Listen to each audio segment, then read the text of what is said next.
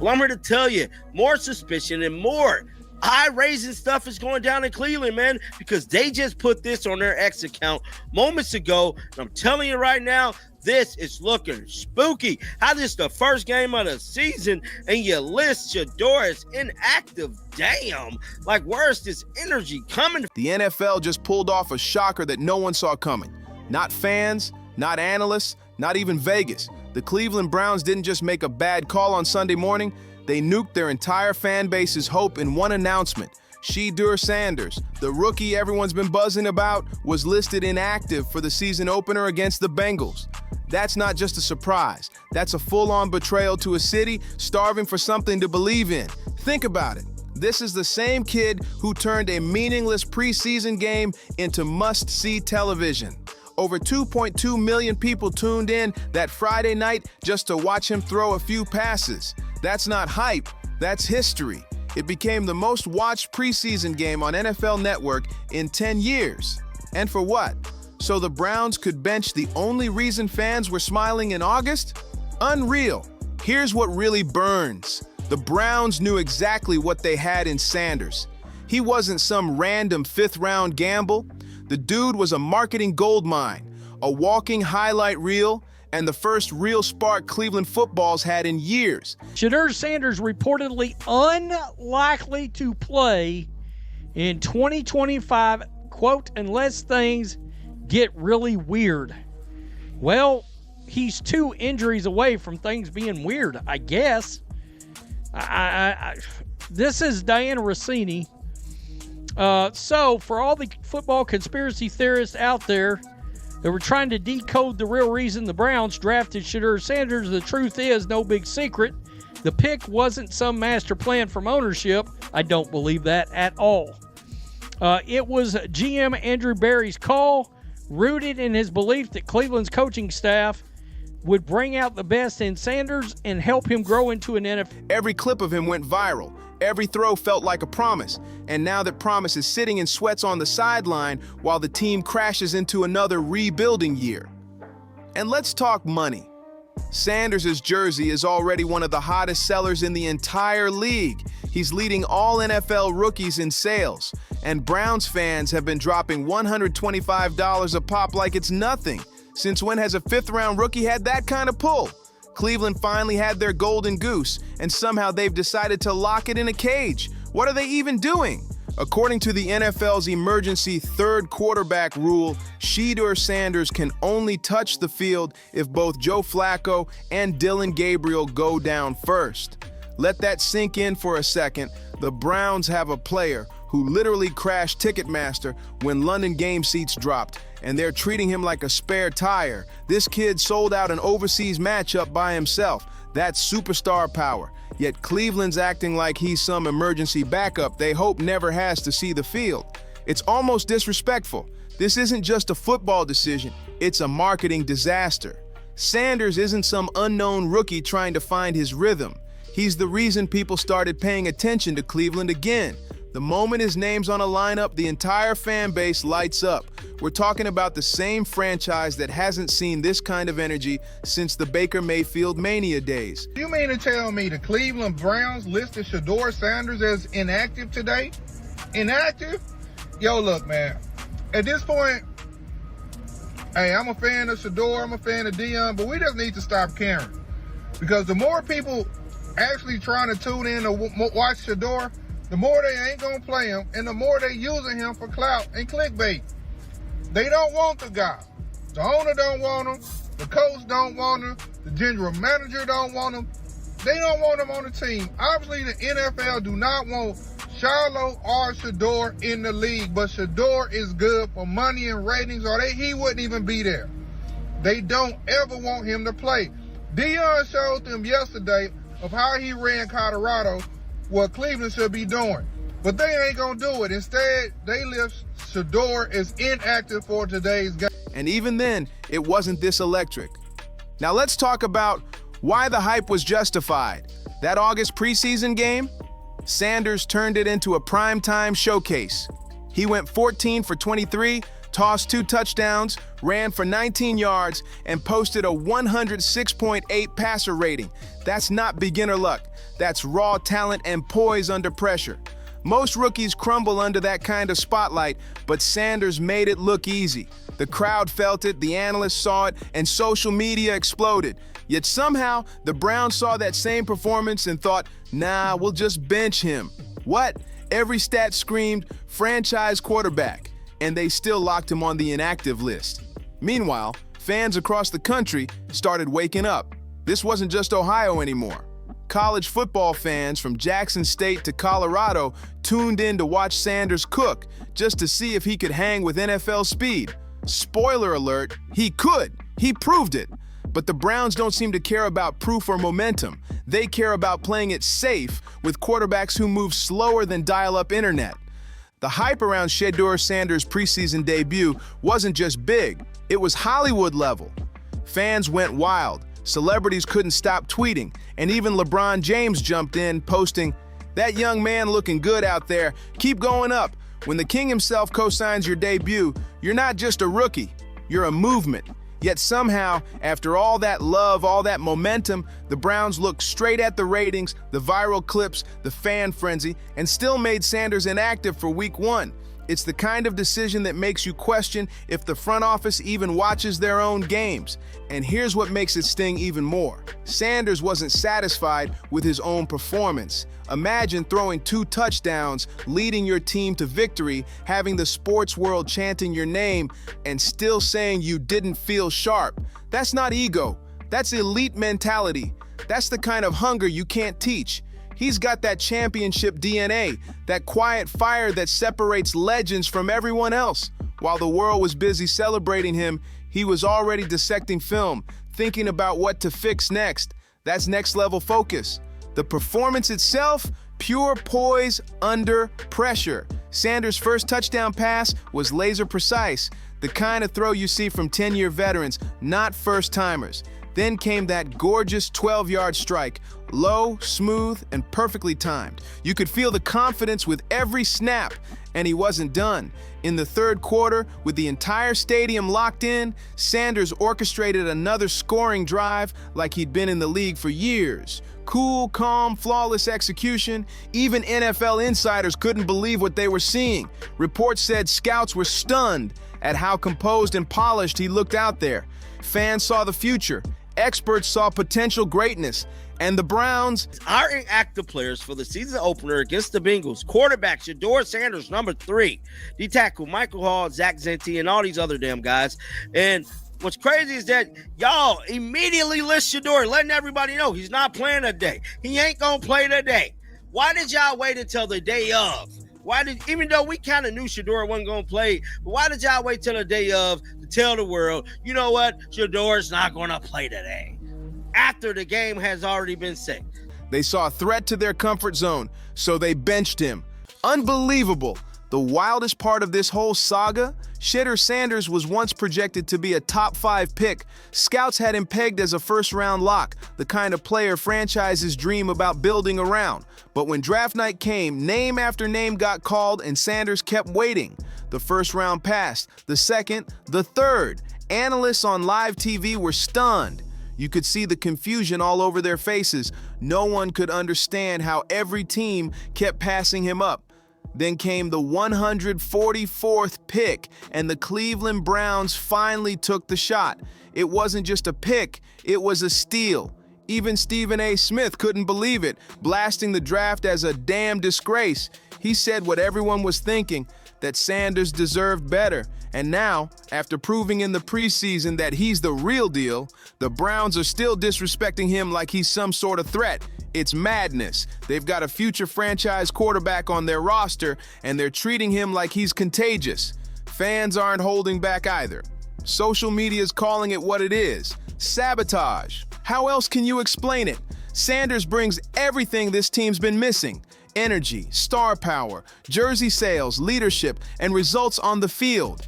Yet Cleveland's locking him away like he's a security risk. It's beyond football at this point. It's personal. To start Shedeur Sanders, throw him right out there in week one? I think so, yeah. I think you got to start by trying. Every team should try to win football games, and that should start with one of the guys that has NFL experience. Flacco. I think Flacco's the best option. You're not a Browns fan. I'm not a Browns fan, no. I always root for them, but I'm not a Browns fan. If I'm a Browns fan, bro, do I care about Joe Flacco? I care about winning games. You're not winning the championship this year. You might as well see what you got. You know what I would do? If I was the Cleveland Browns right now, I would say half the season for you, Shedeur. And the numbers, they tell the story loud and clear. A normal Browns preseason game barely gets noticed, but when Sanders took the field, it felt like the Super Bowl in August. The crowd was electric, the energy unmatched, and the broadcast numbers went through the roof. Even their London matchup against Minnesota became instant box office gold the moment Sanders' name was attached. Ticket demand was so insane. The Browns just released their unofficial depth chart heading into week 2, and Shedeur Sanders is still listed at 14 of 23, 138 yards, 2 touchdowns. What else is he supposed to do? They gave him an opportunity, and he showed out. Joe Flacco starting week 1, okay, that's fine. He's a veteran. I understand that. But Kenny Pickett and Dylan Gabriel should not be above Shedeur Sanders. Absolutely not. Dylan Gabriel has done nothing. Shedeur Sanders already proved himself. This is absolutely ridiculous. The Shedeur Sanders disrespect makes no... It crashed Ticketmaster again. That's not luck, that's influence. This is what happens when pure talent meets opportunity and a starving fan base finally gets someone to believe in. But here's the kicker. Instead of riding the wave, the Browns are actively killing their own momentum. It's unbelievable. Sanders proved himself, and they're still keeping him in the Shedeur WS like he's a problem instead of the solution. However, they don't plan on seeing the 5th-round rookie on the field this season unless things get really weird. Cleveland believes in Joe Flacco's experience and Dylan Gabriel's development as a backup. So that's the story there. All right, that one breakout performance, that's all it took to flip the entire Cleveland Browns conversation upside down. Going into the regular season, the team's so-called veteran depth looked shaky, uninspired, and straight up boring. That should have been Shedeur Sanders' opening to seize the moment. In today's NFL, rookies usually get buried for years before they even touch the field. But Sanders changed that the second he stepped under center. The hype, the numbers, the fan energy, it all screamed franchise star. Yet somehow the Browns still treated their only rising superstar like a spare part. Shedeur Sanders threw that interception. You know what they'd be saying? He's got to read the defense better. You can't throw that fucking ball. He stinks. That's why he fell to the 5th round. And you know that, and it's bullshit what they're doing. The New Orleans Saints, who could have took Shedeur and took Tyler fucking Shuck, are starting on Sunday. They're starting Spencer Rattler and still haven't named a quarterback 1 because that's how embarrassing that organization is. What the fuck are we doing? Instead of capitalizing on the momentum, Cleveland's playing it too safe, to the point where it feels like negligence. They're hiding behind development plans while their fan base is begging for excitement. The people have spoken. They want Sanders. They need Sanders. But instead, the organization's clinging to Joe Flacco like it's still 2015. And to make things worse, General Manager Andrew Berry had the nerve to say they're bringing Sanders along at a pace appropriate for him to learn and grow. Really? Learn and grow? The kid just dominated his first NFL snaps like a seasoned pro. This isn't patience. This is paralysis. You got a player breaking viewership records, selling jerseys faster than hotcakes, and reigniting national interest in a team known mostly for heartbreak. And your big plan is to sit him down? It's almost like they're allergic to success. But here's what the organization doesn't seem to get. The Sanders phenomenon isn't just about hype, it's about vindication. Every Colorado fan who watched him lead that team through the chaos, every Jackson State supporter who saw him shine at the FCS level, and every analyst who said he was robbed during the draft, they all tuned in to watch him prove them right. Sanders didn't just perform. He validated every believer who said he was special. Have a rookie quarterback who's been carrying all three quarterbacks. He's been carrying Joe. He's outperformed all of the quarterbacks. He's been carrying Flacco. He's been carrying Dillon. He's been carrying Pickett. And you have him fourth. It's political. It's bullshit, is what it really is. 100% political. And you have this guy all through camp with a 77%, and everybody else is under 70. And so, are they trying to get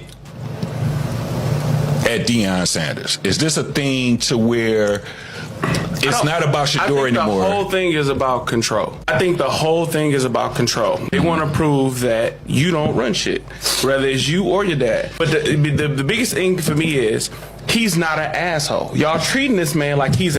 And how did the Browns repay that? By benching him again. It's almost cruel. Even Sanders, trying to stay focused through all the noise, reportedly told both fans and his dad to give him space while he locks in and prepares. That's maturity beyond his years. But at some point, even the most patient man gets tired of waiting for others to catch up to his greatness. No glitz, no gimmicks, just pure football focus. That's how Shedeur Sanders operates, and it's rare to see a rookie carry himself with that kind of self-awareness and composure. He's handling this blatant disrespect with more class than the organization even deserves. Most players would have fired off angry posts or subtle jabs, but not Shedeur. He's keeping it professional, staying locked in, and letting his game speak louder than any press conference ever could. And how did the Browns reward that maturity and focus? About that, do you feel like you belong here on this team?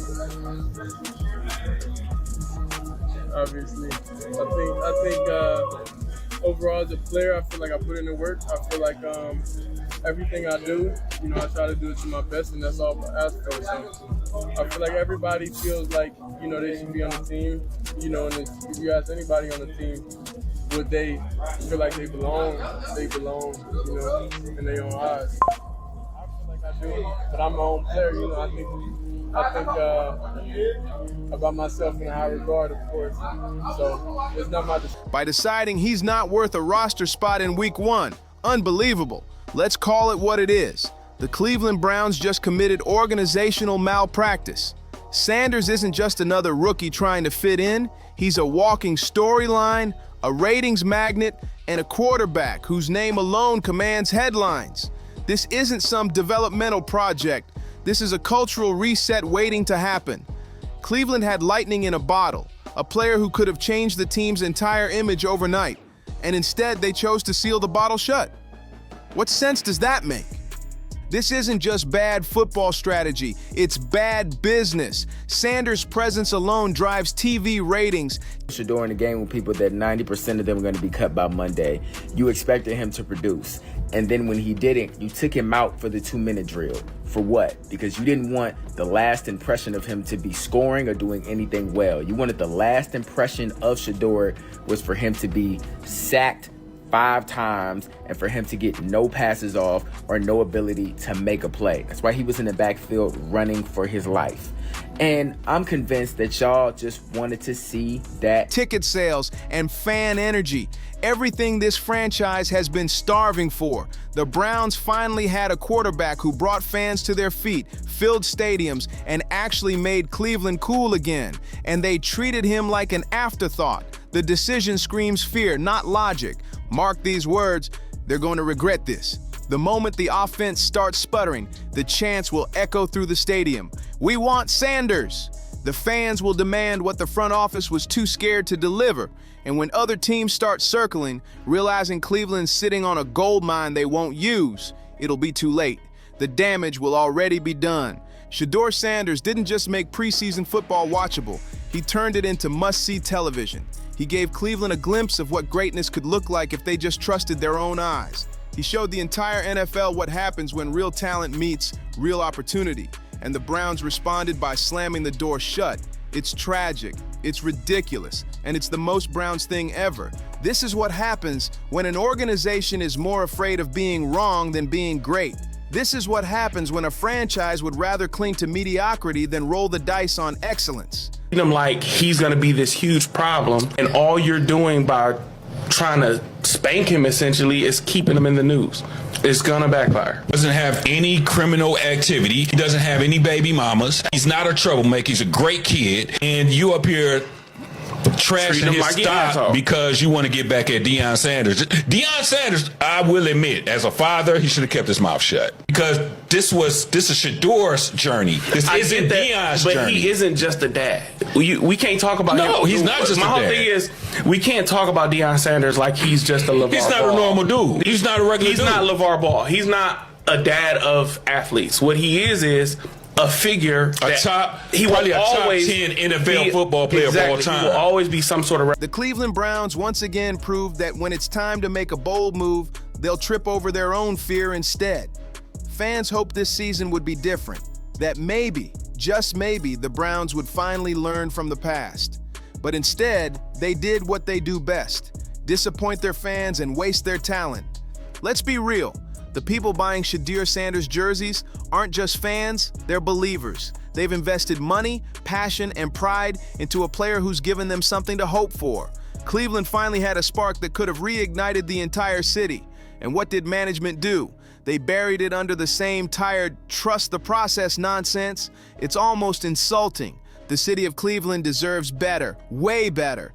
These fans have endured heartbreak after heartbreak, and all they wanted was to see the kid who gave them a reason to believe again. Instead, the Browns chose to bench him and pray no one would notice.